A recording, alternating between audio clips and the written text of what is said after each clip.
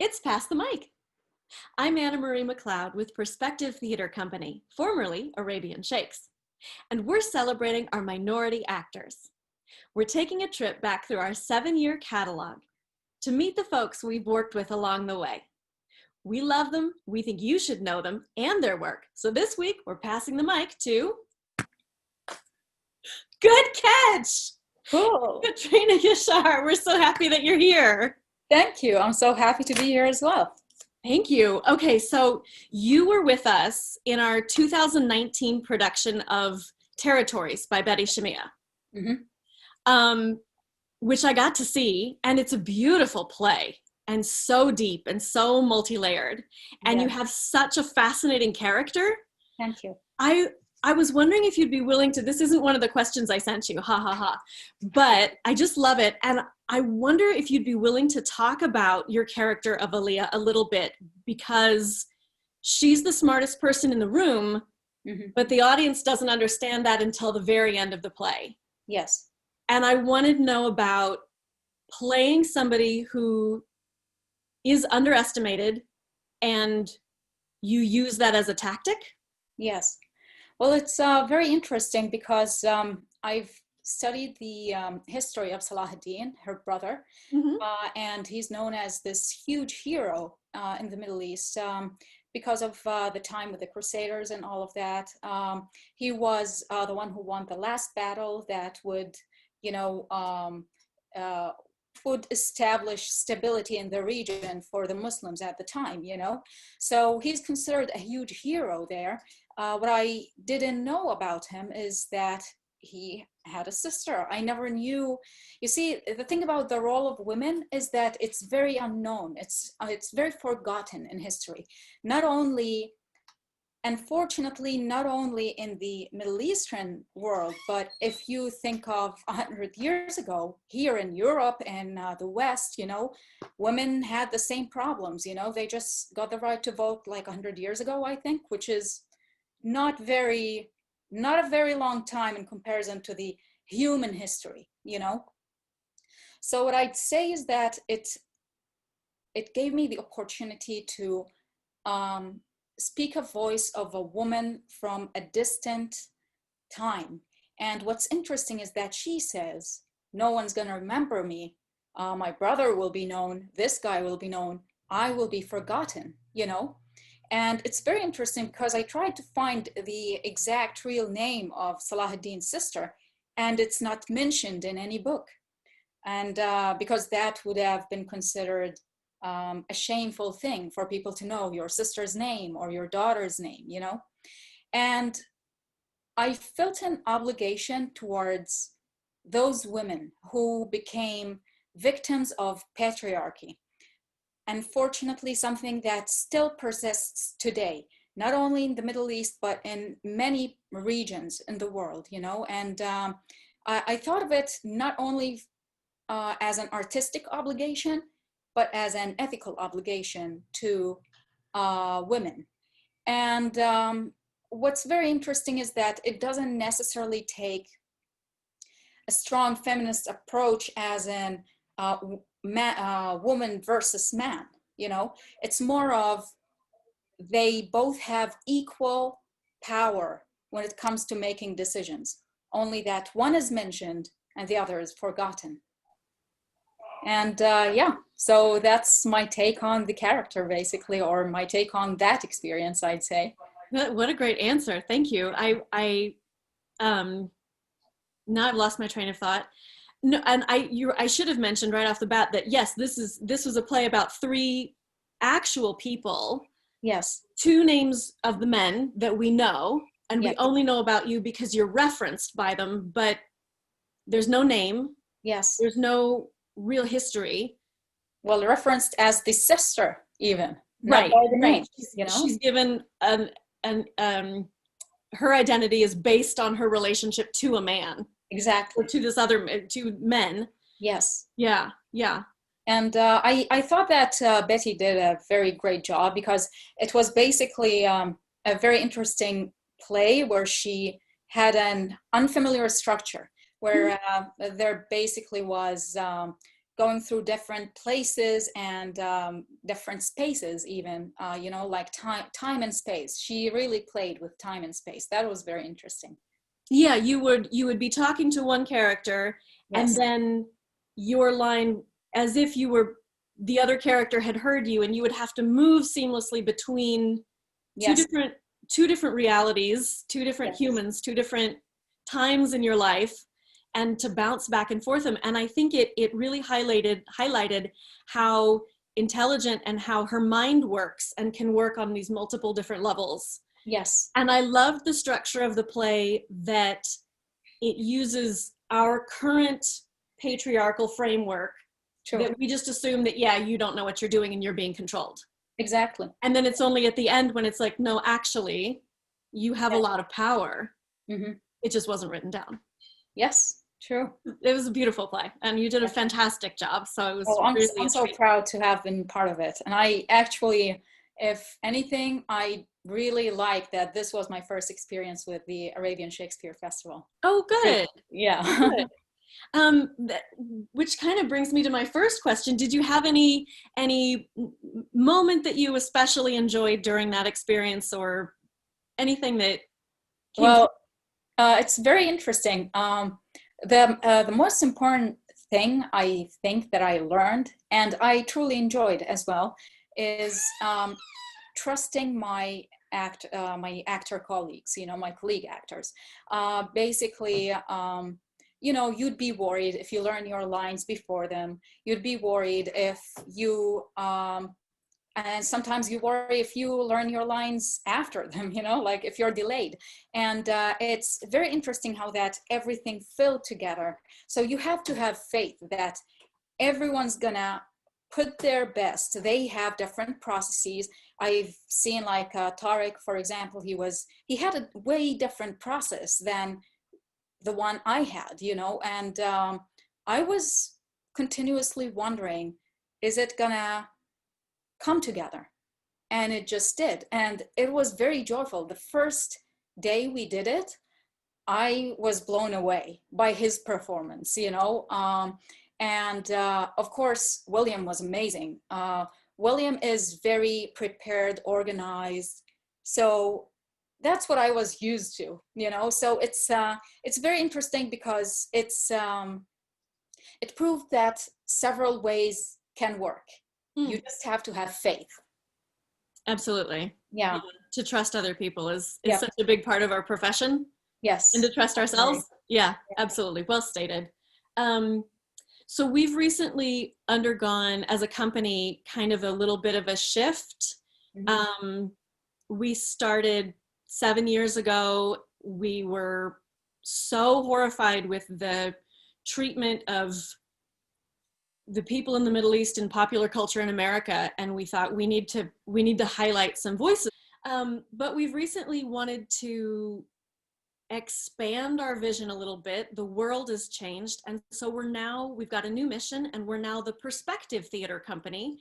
Yes. And how does that, I mean, do you have any thoughts about that? Does that strike you as Well, unnecessary or positive, or? no, I think it's very positive. Actually, I always thought the Arabian Shakespeare Festival was a very interesting name because it reflected the content. You would expect that you'll be listening to a story or looking at a story that comes from the Middle East.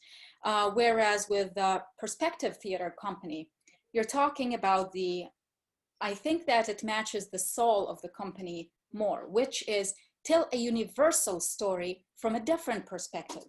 So instead of naming a culture, like giving it an Arabian, labeling it with a certain culture that people think is so different, no, think of it as a different perspective to the same story that is being told thousands of times throughout different cultures, different spaces and time. And I believe it's a great name. So Well, congratulations. thank you. Yeah. We argued a lot about it. Yeah. um, have you had a favorite project in your career as an artist that you'd like to Yes? Well, yes, of course. Well, basically, I'm also a filmmaker, so and I do write. My partner and I, we write together all the time. His name's Henry, and the this project that we've finished very recently is called "Burdensome Subjects" or "Young Progressives." It's it's a drama, but it's about the political atmosphere that the young people live. It's inspired by the last 4 years, what's been happening, what's been leading up to this point where a lot of young people are showing different interests, different political direction than the older generation, where now there's this progressive movement that's happening in a very interesting way. And basically, we decided to capture all of that within that script. And it ended up being a full show. And we just recently got it copyrighted. So, yay. And yeah, we'll see where we're going to head with this. Oh, Hopefully, that's good place. wonderful. Yeah. That's wonderful. Are you hoping for festival circuit or? Well, what I was hoping for is to pitch it to some, production companies that might be interested in uh, such things. It's very interesting because many people would think, oh, political drama, maybe people wouldn't like that. However, you have a lot of, like, for example, Dear White People on Netflix is, I wouldn't say it's political, but it's cultural, and it's it touches on the issues that young people face. And there are so many other examples. Like, for example, The Wire is a crime show, but it's a drama crime show. It's not just your average Law and Order, so it has depth and it has layers. So I believe that these shows have an audience, and I believe that they're entertaining, and they give you food for thought. So hopefully a production company will pick that up. Great. If anyone's watching, Yeah. let us know. Thank you. I think that's And really great. thank you. And well, if anyone wants to know more, there's our website. It's called www.mertod.com. I don't know why I said the 3 W's, but anyway, it's mertod.com. How would you cast yourself? What's your ideal role? Yeah, it's thank you for asking that. Well, it's very interesting because when I started acting, I would cast myself in certain things, and then when I get a role in something completely different, I'd sometimes be disappointed, or I'd be like, no, I don't think I can do that. But then once you go through the process, you you see you discover a lot by challenging yourself, so now I've come to a stage where I'm more open and more accepting. I do see myself sometimes doing more action, and more action than drama, because I'm an active person in general, and I like dancing and performing and all of that. However, I'd say that drama teaches you a lot, and going through method acting exercises for different characters had made me, it's the challenge makes you learn so much about yourself too. When you explore other characters, you explore a side in yourself that you haven't seen before. So I'd say now I'm open. I'm like, I don't want to even say I'm perfect for something. I just want to give me anything, and maybe I'm gonna be scared, but I'm gonna try and do it. I love it. What an attitude. That's great. And you studied dance, didn't you? Yes, yeah. So I you were a dancer, and then you so studied in yes. Beijing, and then Columbia University. So you've gotten like an Well, basically international. immersed in art, yes. And I've lived actually in so many countries because my father was a doctor, and he was traveling throughout the Middle East. So we lived in different countries, and we were exposed. A very interesting fact that not many people know about the Arabs is that they have a lot of cultures. Like here in the US, when you go to Texas, it's way different from when you're, you know, here, for example, in California. So it's the diversity within the Arab world was great. It added a lot to my background. We also, my family comes originally from Russia, so we traveled there every summer. And of course, it's a fully different culture there. And then, of course, I moved to Beijing to study there for a year. And oh my God, that's another planet, honestly. Like, I was so amazed. They are so advanced in a way I've never seen before. I've been to Europe, I've been to, but Beijing has its own flavor, and I appreciate it a lot, and I truly wish to go back there at some point and probably work on projects there. Their work ethics is great when it comes to filmmaking. Um, they might shoot for 3 days continuously without a rest, and I come here to the US and it's a fully different, you know, thing where people think about, no, you have to be paid this and that, and there's like a lot of restrictions. And I was thinking it's very interesting because the two cultures are so different, but they produce great things, you know. It shows you how that there's no one way to do a thing, you know.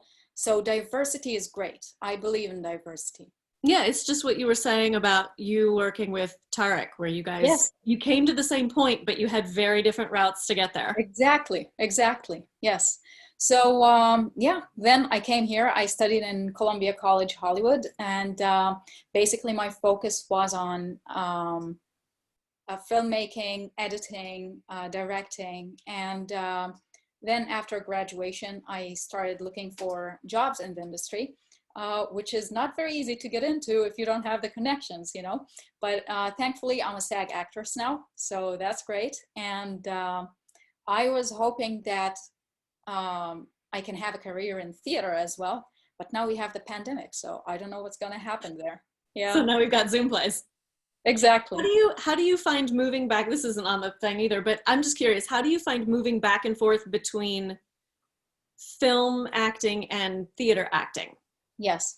I'd say film acting is more about, um, I'd say it's more mental than emotional, you know, because it's the thing about theater is that you have to be in character. You can't break the character. And in order to do that, you have to really be committed emotionally. Whereas when you're doing it for film, if you know, if you were not in the mood, or if you forgot your lines, or if you come out of the character, it's more forgiving. So if you plan very well, especially your relationship with the camera, you know, Hmm. and because basically you'd be thinking, how's the camera viewing me while you're doing it, you know? And I'd say it's more mental in that regard, you know. I That's why I love theater a lot, because the challenge and the stakes are way higher. If you Hmm. make a mistake on stage, uh, I mean, the audience may not forgive you. What would you like to see for the future of, because you're a filmmaker, I'm going to open it up to just Bay Area art in general. Is there something that you're really passionate about seeing more of in the future? Um, Seeing more of, as in films, like other films, me seeing more of them. I'd Sure. say, Seeing more films, seeing more something specific that you I think are missing from the Bay Area artist scene, or oh, I see. something we could do better at. Yes. I totally would be interested in Asian stories. And when I say Asian stories, not only Asian, but Asian American. Mm. Because I do believe I have a roommate who's Japanese American. And I've never known about the Japanese concentration camps before I met him. And that was about 3 years ago. And I'd already spent, like, this is my 5th year in the United States, you know, and I have never heard of the Japanese concentration camps before. And I believe if you want to truly move forward, you have to know your history and you have to reconcile with it. And Asian Americans have went through a lot of struggle, very similar. I wouldn't say not identical, but similar to what African Americans went through, or the Latino Americans are going through, or even the American Jews went through when they first came. But we know about all of that because it's in film, it's, but Asian Americans don't have the same, I would say, platform that's offered to the other minorities. And I definitely want to watch more of that. That's a good answer. And as coming from someone who has an American education, yeah, they didn't really teach us about it either.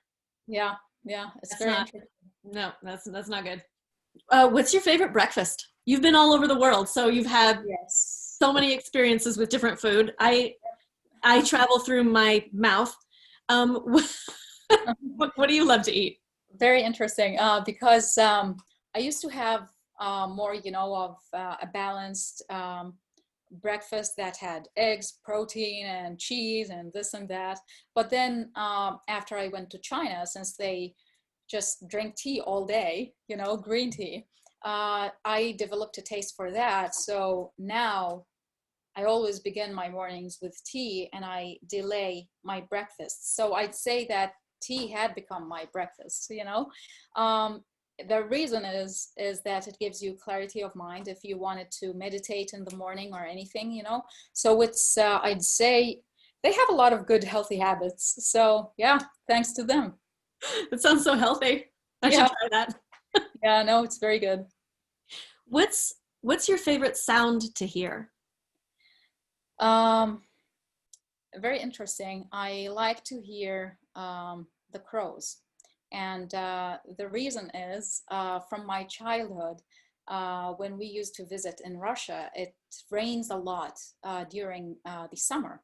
And the way you can tell if it's going to rain or not is you hear the crows basically going wild. And that memory of, oh, you hear the crows and then it starts raining is very powerful for me. So I'd say whenever I hear a crow, I'm like, yes, rain is coming. Yeah, doesn't happen in Los Angeles though. No, not up here either, but I do have crows around and I love to hear them too, but I just got like chills. I love the association of the crows in the wild calling to their friends Yeah. and knowing that there's rain coming down. That, Yeah. especially right now with all the fires, that seems like such a welcome feeling of relief. Yes. Yeah. I truly hope it rains soon. Me too. Yeah. Me too. Um, when you're having one of those like superwoman power days, Hmm. is there a song that's playing in your head in the background? Um, well, it's funny because nowadays I'm not having any of those days. It's Oh, mostly yeah, it's like with the pandemic. What I'd say is that what I'm having like is more of a sit down and think kind of, rather than just be strong. And so it's like the ambitious me is taking a nap, and I'm more of like the thoughtful me. mhm, mhm, So what I've been listening to very recently is Paul Robson, mhm. and he's a great African American artist. And it's the song that keeps playing in my head all the time is sometimes I feel like a motherless child, Oh, and it keeps like just because it's very fitting now with us being so distant from each other. And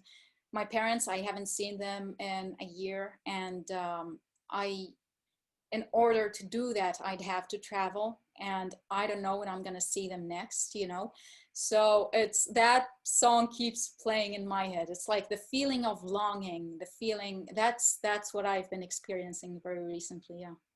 absolutely. Well, we'll send you all Yeah. kinds of love because that's, I know a lot of people are feeling the Yeah. distance and the and the sorrow and the loss of what we have. But I'm glad that it sounds like you're able to turn it into I